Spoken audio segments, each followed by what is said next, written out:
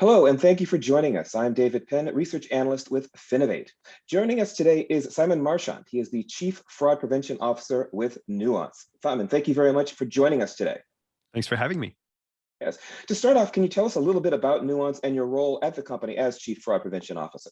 Yeah, so my role is broad, but what I focus on is making sure that Nuance's voice biometrics technology can be applied, very specifically to track down fraudsters. One of the main challenges when you try to stop any kind of fraud is finding the human beings that are actually, pretending to be someone else. And what we do is we really identify the human beings. So that allows fraud teams to find the fraudsters themselves and obviously, prevent fraud much more easily and much more effectively. So I'm really here to make sure that Nuance's expertise is applied in the best possible ways to stop and prevent any kind of identity crimes. Interesting.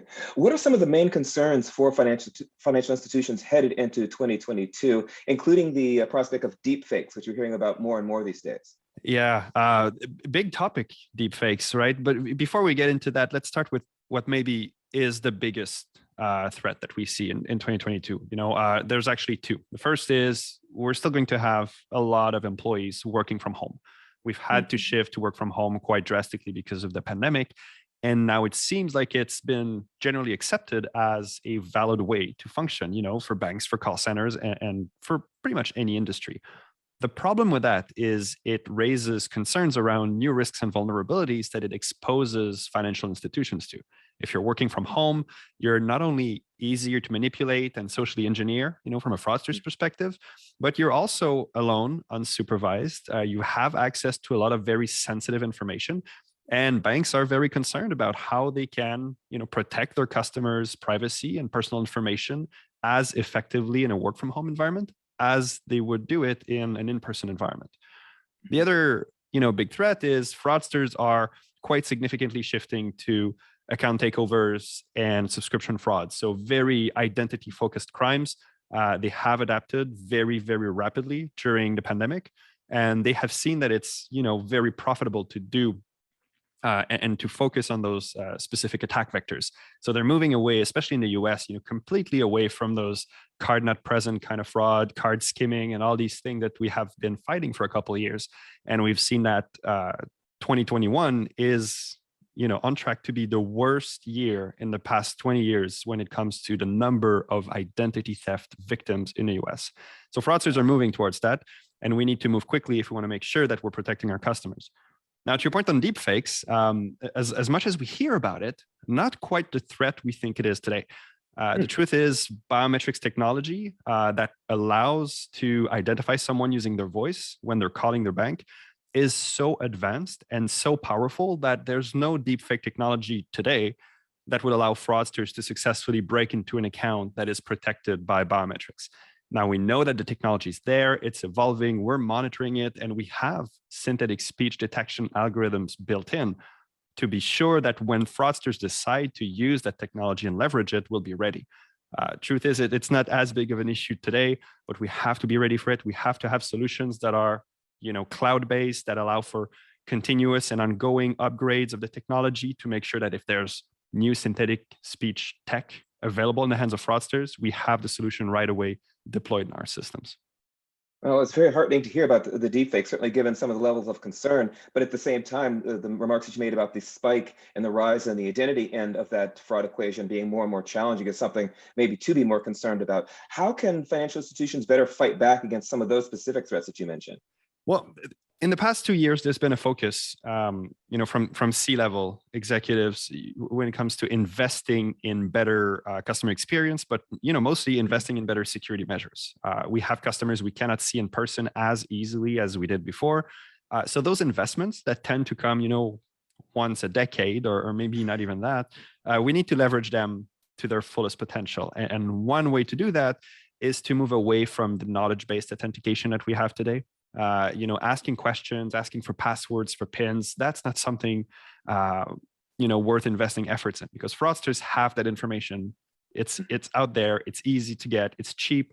And we have seen, hundreds of millions of records compromised in massive data breaches in the past couple of years. So KBA really has to be, a method of the past. And we have to move on with something that looks at who you are. Even looking at your device, sending you an SMS, sending you a push notification. We've heard about SIM swaps. We've heard about some very harmful malware that can intercept push notifications. All of this makes even, device-based authentication very, very vulnerable. So inherence factors, listening to how you sound, looking at your face, looking at your fingers, looking at something unique that fraudsters cannot steal from you. This is really where FIs have to go. And the advantage of using voice is you can use that across any channel. We're having a conversation. We could analyze my voice to ensure that it is me talking to you, but we could do that on a Skype session. If I had, a mobile phone, if I was talking in an app, in a call center, if I had an old, wireline, copper line calling into an IVR, the technology always works. And if I'm speaking French or English or made up language, it always works. So language agnostic, channel agnostic, device agnostic, this is really what we want to see banks moving towards, because this is how you protect all of your customers with the highest level of security. Absolutely. I'm certainly old enough to remember when the device authentication was the panacea and everyone was so relieved that we were able to use our device. And now we find, as you mentioned, the fraudsters catch up awful quick.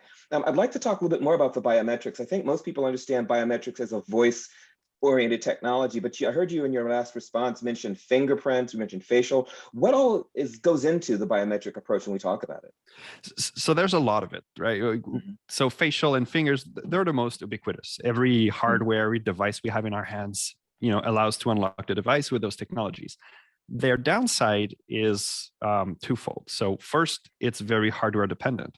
How do you protect, a senior citizen that doesn't have access to a smartphone? Well, you can't. You can't, see a photo of their face. You can't use a fingerprint. So it's very, very hardware dependent. It tends to go down in accuracy when you have a mask. It tends to go down in accuracy if you have an old camera. So we have seen, dozens of models of phones spoofed with very simple, presentation attacks where you just show a photo. And that's really why we're trying to shift to voice, because voice keeps updating. Your voice won't change significantly as you age, not significantly enough that we won't be able to authenticate you. A mask won't change anything. If you're calling from your car or from your house, it doesn't change anything. So really, biometrics, you have those very hardware-dependent technologies, and you have those, let's say, device agnostic or hardware agnostic technologies. And this is what we focus on. The sound of your voice, that's voice biometrics. The words you're using, that's what we call conversational biometrics, because the way you speak when you ask for something isn't the same way a fraudster would ask for the same thing, because they're socially engineering the processes, so we can listen to the words that are being used. And the benefits of using the words is you can use them in chat sessions. You can look at what they're writing. Are they using emojis? Are they making spelling mistakes? Everyone has their own way of interacting with someone on written channels. And finally, we layer what we call behavioral biometrics into that. If you're on digital channels, the way you hold your phone, any phone, is unique to you. The way you move a mouse, the way you type on a keyboard, all of this allows us to build a biometric profile for you. So we can layer all of these technologies, put them through an AI risk engine that gives us a score for the validity and authenticity of the interaction. And we can do it across every single channel very, very seamlessly. So that's really why we focus on these three technologies in particular. That makes a lot of sense. And again, we talk a lot about financial inclusion and things like that. And I think of older Americans, I think some of my parents who are not necessarily the most smartphone savvy folks. But if we can use other ways of providing them with the same level of security that other people have, that really starts to achieve what must be achieved as well.